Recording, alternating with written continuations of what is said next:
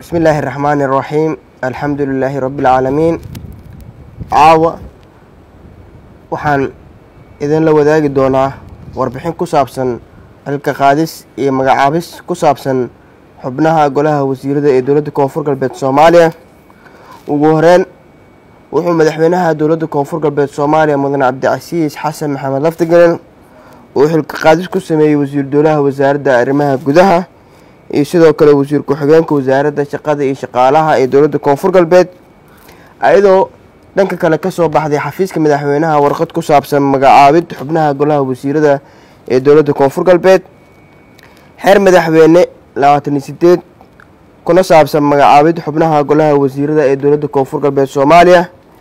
madaxweynaha dowladda Koonfur Galbeed Soomaaliya Mudane Cabdicasiis Xasan Maxamed Laftigaleen markuu arkay dastuurka dowladda Koonfur Galbeed Soomaaliya qodobkiisa 48aad farqadiisa 2 iyo qodobkiisa 54aad farqadiisa 1aad markuu arkay baahida loo qabo dardargelinta howlaha dowladda iyo ahmiyadda golaha wasiirada ee dowladda Koonfur Galbeed Soomaaliya markuu tixgeliyay aqoonta iyo aragnimada mudanayaasha jagada soo socota loo magacaabayo wuxuu soo saaray xeerkan oo ku saabsan magacaabid laga bilaabo caawa taariikhdu ay ku beegan tahay 25 Diseembar sanada 2022 wuxuu madaxweynaha dowladda Koonfur Galbeed Soomaaliya Mudane Cabdicasiis Xasan Maxamed Laftigaleen uu magacaabay xubnahan ugu horeeyo kow Abdifataax Cali Yuusuf ayaa loo magacaabay wasiirka wasaaradda warfaafinta iyo wacyigelinta bulshada ee dowladda Koonfur Galbeed Soomaaliya.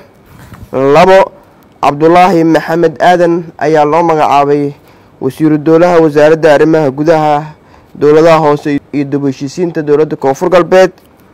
ugu dambeyn 3 Umar Cabdiraxmaan Maxamed ayaa loo magacaabay wasiir ku-xigeenka wasaaradda shaqada iyo shaqaalaha ee dowladda Koonfur Galbeed Soomaaliya. digreetooyinkan ayaa dhaqangal noqon doona markuu u saxiixo madaxweynaha dowladda Koonfur Galbeed Soomaaliya Mudane Cabdicasiis Xasan Maxamed Laftigaleen sida halkan ku xusanna way saxiixan tahay. wabillahi tawfiiq. wassalaamu calaykum waraxmatullaahi wabarakaatuh.